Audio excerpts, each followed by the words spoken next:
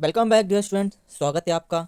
जी, आज हम पढ़ेंगे क्लास 12 चैप्टर 4 यूनिट्स जो आपका चौथा है। ठीक है, इकोनॉमिक के अंदर। ठीक है, मैक्रो इकोनॉमिक पढ़ रहे थे हम। तो आपका जो चैप्टर है, आपका जो यूनिट है 4 है, जो कि government budget and the economy. ठीक है, क्या है government budget and the economy. तो हम समझेंगे इसके अंदर बजट क्या होता है।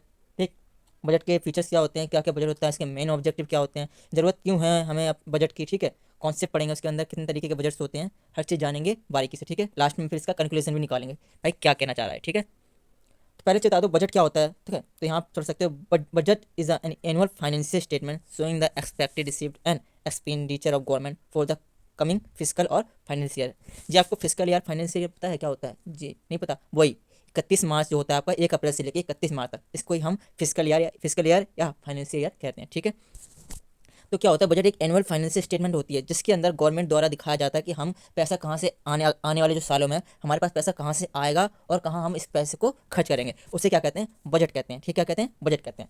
अब क्या आता है कि भाई जो बजट होता है इसके मेन ऑब्जेक्टिव क्या होते हैं, हम बजट लाते क्यों हैं बेसिकली। ठीक है, तो भाई बजट का पहला काम होता है वो होता है री एलोकेशन ऑफ रिसोर्सेज। री एलोकेशन ऑफ रिसोर्स का मतलब होता है कि भाई जो हमारे पास रिसोर्स है उसको हम दोबारा से अच्छे से अच्छा कैसे यूज़ कर सकते हो। ठीक है, हमारे पास कोई सी भी रिसोर्स हो सकते हैं, कुछ भी हो सकता है, उसको हमारे दोबारा से उससे अच्छे से करके दोबारा से हमसे यूज़ कर सकें। ये पहला मेन ऑब्जेक्टिव होता है बजट का। ठीक है, उसके बाद आता है redistribution of income and wealth. ठीक है, और बजट का ये भी काम होता है कि भाई हमारे पास जो पैसा है, ठीक है, उसको वेल्थ में और इनकम में कैसे डिस्ट्रीब्यूट किया जाए, सैलरी में, ठीक है, और अपनी ग्रोथ में कैसे इसका हम यूज़ किया जाए। ठीक है, उसके बाद आता है इकोनॉमिक स्टेबिलिटी। इकोनॉमिक स्टेबिलिटी मतलब होता है कि भाई जो जो हम देखते हैं मार्केट के अंदर महंगाई आती है, फिर महंगाई कम हो जाती है, उसको हम मेंटेन कैसे कर सकते हैं, बजट के अंदर भी तय किया जाता है। उसके बाद मैनेजमेंट ऑफ पीपल इंटरप्राइजेस, यानी लोगों की जो नौकरी से होती है, नौकरी के लोगों के लिए जो हेल्थ फैसिलिटीज़ होती हैं उनको कैसे हम अच्छे से अच्छे कर सकते हैं, यानी लोगों के बारे में सोचा जाता है लास्ट वाले में। ठीक है, अब आते हैं टाइप्स ऑफ बजट। ठीक है, तो टाइप्स ऑफ बजट नहीं, सॉरी, कंपोनेंट्स ऑफ बजट। ठीक है, तो दो कंपोनेंट होते हैं बजट के, कौन कौन से, revenue budget and capital budget. ठीक है, कितने क्या होते हैं, पहला होता है रेवेन्यू बजट, दूसरा होता है कैपिटल बजट। तो रेवेन्यू बजट क्या होता है, revenue budget consist of revenue receipt and revenue expenditure of the government.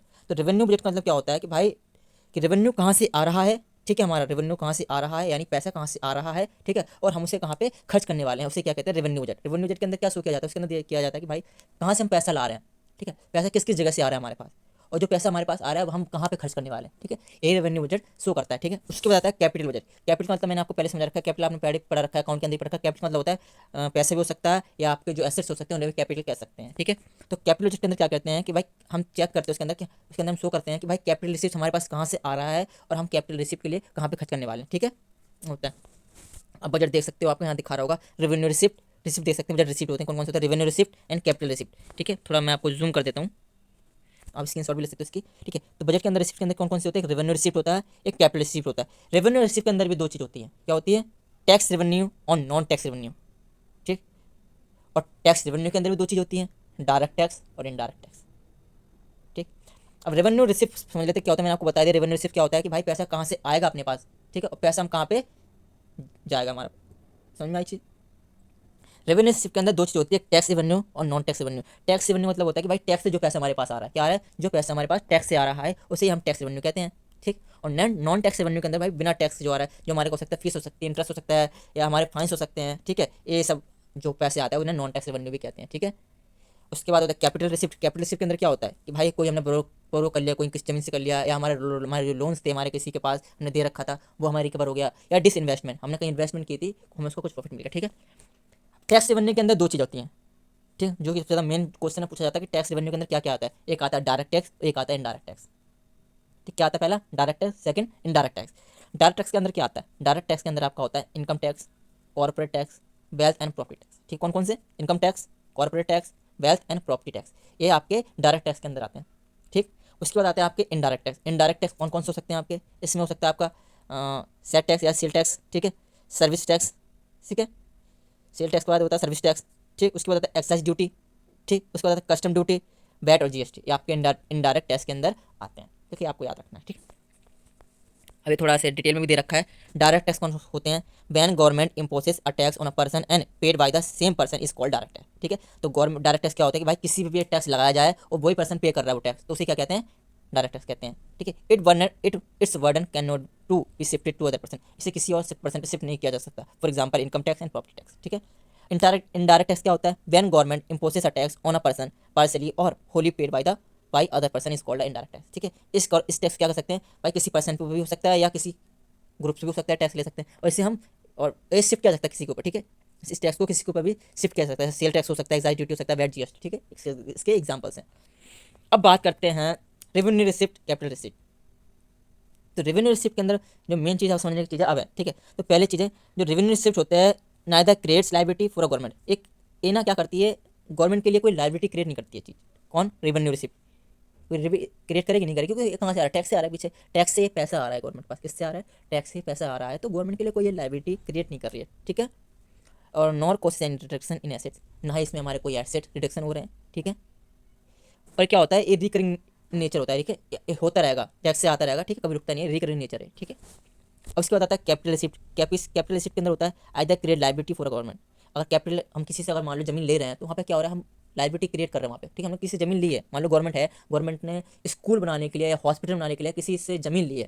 ठीक है, कैपिटल लिया है या पैसा लिया किसी द्वार पे, तो उस टाइम वहाँ क्या हो रहा है कि भाई लाइबिलिटी क्रिएट हो रही है गवर्नमेंट के ऊपर। ठीक है, क्योंकि वो जमीन ले रही है या हॉस्पिटल ले रहा है या पैसा ले रहा है लोन पे, तो वहाँ पे क्या हो रहा है, वहाँ पे लाइबिलिटी क्रिएट हो रही है। ठीक है, और reduce asset for the government, ये यहाँ का और हो सकता है कि गवर्नमेंट के पास एसेट रिड्यूस हो जाए। मान लो गवर्नमेंट अगर अपने हॉस्पिटल बेच रही हो, ठीक है, या स्कूल्स बेच रही हो या कुछ जमीन बेच रही हो, तो वहाँ पे क्या हो सकता है, गवर्नमेंट के जो एसेट हैं वो रिड्यूस भी हो सकते हैं। ठीक है, ये नॉन रिकरिंग नेचर हो सकता है, बहुत कम होता है, ज़्यादा नहीं हो सकता, ज़्यादा नहीं होता है। ठीक है, तो नॉन रिकरिंग नेचर के होते हैं। ठीक है, अब बजट एक्सपेंडिचर आते हैं। पहले हमने क्या पढ़ा था, बजट रेवेन्यू, यानी पैसा कहाँ से आता है। ठीक है, बजट रिसिप्ट पढ़ा था, सॉरी रेवेन्यू भी कह सकते हैं या रिसिप्ट कह सकते हैं। बजट रिसिप्ट पढ़ा था हमने, तो इसमें देखा गया था कि भाई पैसा आता कहाँ से है। ठीक है, बजट रिसिप्ट यानी पैसा कहाँ से, गवर्नमेंट बजट पैसे कहाँ से ला रही है। अब आप बात कर रहे हैं कि भाई पैसा कहाँ खर्च कर रही है गवर्नमेंट। ठीक है, पैसा तो लिया ही हमारे पास, उनके पास पैसा तो हो गया, लेकिन मतलब खर्च कहाँ करेगी ये जरूरी है ना, खर्च भी जरूरी है, भाई कहाँ करने वाली है जरूरी जानना है। तो भाई कहाँ कहाँ खर्च कर सकती है, तो पहले खर्च कर सकती है रेवेन्यू एक्सपेंडिचर पे। ठीक, दूसरा कर सकती है कैपिटल एक्सपेंडिचर पे। रेवेन्यू एक्सपेंडिचर क्या हो सकता है, रेवेन्यू एक्सपेंडिचर हो सकता है किसी की पेमेंट देना। ठीक है, इंटरेस्ट देना, सैलरी देना या सब्सिडीज देना। करती है गवर्नमेंट, नहीं करती है भाई, सैलरी भी देती है। ठीक है, जो गवर्नमेंट वर्कर्स को है, सब्सिडीज भी देती है। ठीक है, ठीक है, सर्विस भी देती है कभी कभी। ठीक है, डिफेंस सर्विस के लिए भी करती है, जो क्या नाम है अपने डिफेंस होते हैं, पुलिस ऑफिसर्स, आर्मी के लिए भी पैसे जमा करती है उनके लिए भी, तो उन्हें भी पैसे चाहिए, तो वहाँ पे भी गवर्नमेंट क्या करती है, अपने पैसे को एक्सपेंडिचर करती है। ठीक है, रेवेन्यू एक्सपेंडिचर क्या करता है, नाइदर क्रिएट एसेट, यहाँ वही कोई एसेट क्रिएट नहीं करता, नो रिड्यूस लाइबिलिटी, यहाँ ना कोई वो रिड्यूस करता है किसी लाइबिलिटी को। ठीक है, रिकरिंग नेचर का है। ठीक है, चलता रहता है और चलता रहेगा। ठीक है, अब बात करते हैं कैपिटल एक्सपेंडिचर। एग्जाम्पल के लिए construction of school building, repayment of loans, purchasing of shares, land and machine. ठीक है, कैपिटल एक्सपेंडिचर क्या हो सकते हैं भाई, गवर्नमेंट हो सकती है, कोई स्कूल बना रही हो, तो वहाँ पे क्या कर रही है, एसेट क्रिएट कर रही है, कैपिटल पे अपना पैसे खर्च कर रही है। ठीक है, कुछ बना रही है, सड़क बनाने में कर सकती है, स्कूल तो बता ही दिया, कॉलेज बनाने में कर सकती है, हॉस्पिटल बनाने में कर सकती है, या मान लीजिए गवर्नमेंट है, लोन कहीं से ले रही हो या लोन दे रही हो, सॉरी, या लैंड मशीन हो सकती है, शेयर्स खरीद रही हो, ठीक है, बेच रही हो। ठीक है, वो भी हो सकता है, कैपिटल एक्सपेंडिचर कर सकता है। इसके क्या होता है सकते हैं कैपिटल एक्सपेंडिचर के, आइदर क्रिएट्स एसेट्स, भाई एसेट क्रिएट कर रहा है, नॉन रिड्यूस लाइबिलिटी, पर लेकिन ये लाइबिलिटी रिड्यूस नहीं कर सकती है, ऐसा तो नहीं भाई लाइबिलिटी कम हो रही नहीं, एसेट क्रिएट कर रहा है, नॉन रिकरिंग नेचर का है। ठीक है, तो ये हमेशा नहीं होता, बहुत कम होता है। अब आता है revenue deficit. Revenue deficit is the excess of total revenue expenditure over total revenue received for the government. Revenue deficit क्या होता है, कि रेवेन्यू डिसिप्ट कहते हैं जब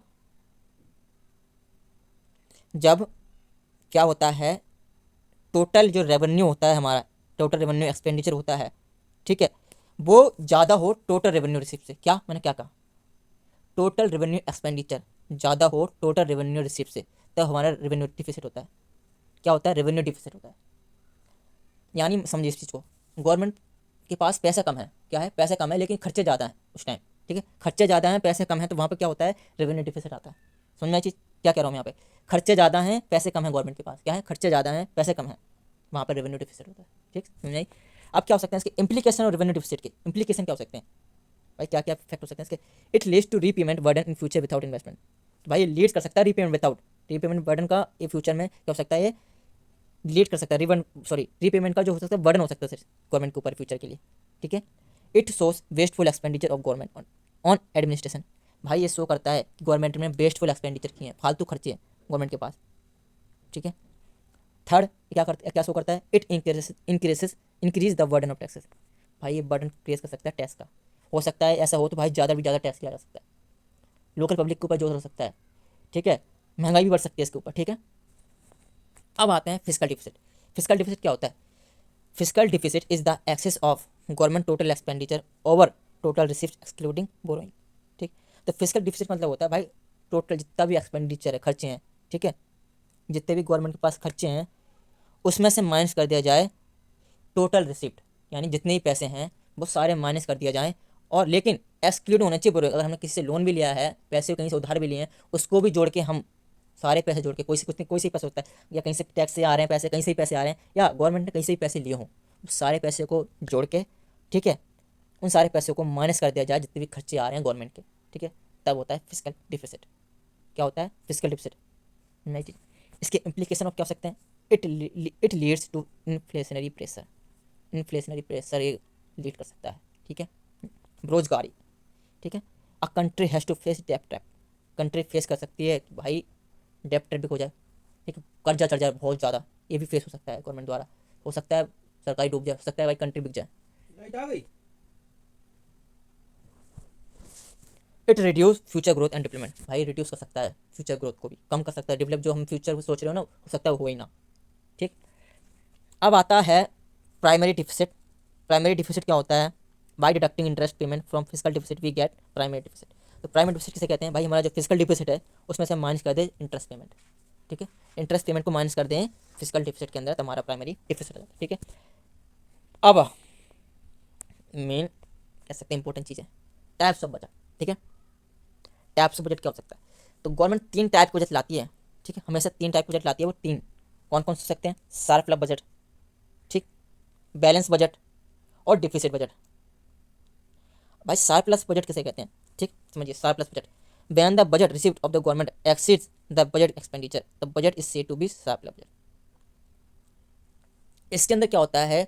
जब हमारे गवर्नमेंट का सरप्लस के अंदर क्या होता है कि भाई हमारा रिसिप्ट ज़्यादा होते हैं, उसके अंदर क्या आते हैं कि हम इसके अंदर सरप्लस बजट के अंदर क्या करते हैं कि हमारे पैसे ज़्यादा होते हैं इसके अंदर, ठीक है, हमारे जो इनकम आने वाले पैसे हम कहाँ से ले रहे हैं वो ज़्यादा हो खर्च करने से, जो हमारे खर्च करने वाले हैं उससे ज़्यादा हो हमारे पैसे आने वाले हैं, ठीक है, तो हमारे सरप्लस बजट कहलाता है। बैलेंस बजट क्या होता है? इक्वल हो, हमारे एक्सपेंडिचर और हमारी इनकम दोनों इक्वल हो, ठीक है, उससे क्या आते हैं? बैलेंस बजट, ठीक है। उसके बाद है डेफिसिट बजट। डेफिसिट बजट मैं आपको पहले बता चुका हूँ कि हमारे खर्चे ज़्यादा होते हैं जो हमारे जो बजट रिसिप्ट है उससे, उसे कहते हैं डेफिसिट बजट, ठीक है, समझ में ये चीज़?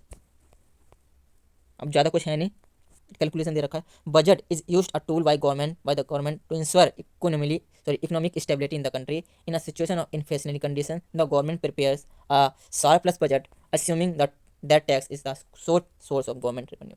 A surplus budget will imply that government is collecting more taxes from people and spending less on them. This reduces the disposable income of the people and hence reduces the demand in the economy, which helps the government to control inflation. On the other hand, if there are necessary conditions which high unemployment, the government prepares a deficit budget, which implies the government is imposing less taxes on people and spend more on them. ठीक, ये आप पढ़ लेना, मैंने पढ़ लिया, बाकी इसका समझा देता हूँ। तो भाई गवर्नमेंट एक ऐसा टूल लेके आती है बजट, जो कि हो सकता है इकोनॉमिक स्टेबिलिटी के लिए बहुत ज़्यादा और ग्रोथ के लिए बहुत ज़्यादा इंपॉर्टेंट हो सकता है कभी कभी इस गवर्नमेंट बजट अच्छा काम कर दे कि भाई हमारी जो इकोनॉमिक ग्रोथ हो सकता है, कभी कभी हो सकता है ऐसा बजट भी बन सकता है कि इससे इन्फ्लेशनरी गैप भी हो सकता है, ठीक है, बेरोजगारी हो सकती है, लेकिन उसके लिए गवर्नमेंट बजट लाती है कि इससे बैलेंस बना रहा है, ठीक है। हर बैलेंस बजट इसलिए आ जाता है कि गवर्नमेंट अपने पैसे को और अपने एक्सपेंडिचर को मेंटेन कर सके, ठीक है। मैंने अब कुछ क्वेश्चन से आप इसकी स्क्रीन शॉट लो फटाफट, ठीक है, ये आपको बताना है कमेंट करके कि क्वेश्चन का आंसर 5 एरे और बाकी 10-5 एरे, ठीक है, ये मुझे आप बताना कमेंट करके, ठीक है, क्या इनके आंसर क्या हो सकते हैं। चलिए धन्यवाद आपका वीडियो को जुड़ने के लिए। पूरी वीडियो देखिए और कमेंट करके बताइए इस वीडियो को देख कर आपको कैसा लगा, आपको कुछ प्रॉफिट हुआ नहीं हुआ, आपको समझ में आया नहीं हुआ, अगर समझ में नहीं आया तो भी बताइए कहाँ समझ में नहीं आया। मैं चाहता हूँ कि आपकी जो जहाँ भी कन्फ्यूजन आ रहा है आपको, हाँ मैं आपको दूर कर सकूँ, ठीक है। चलिए मिलते हैं अगली वीडियो में।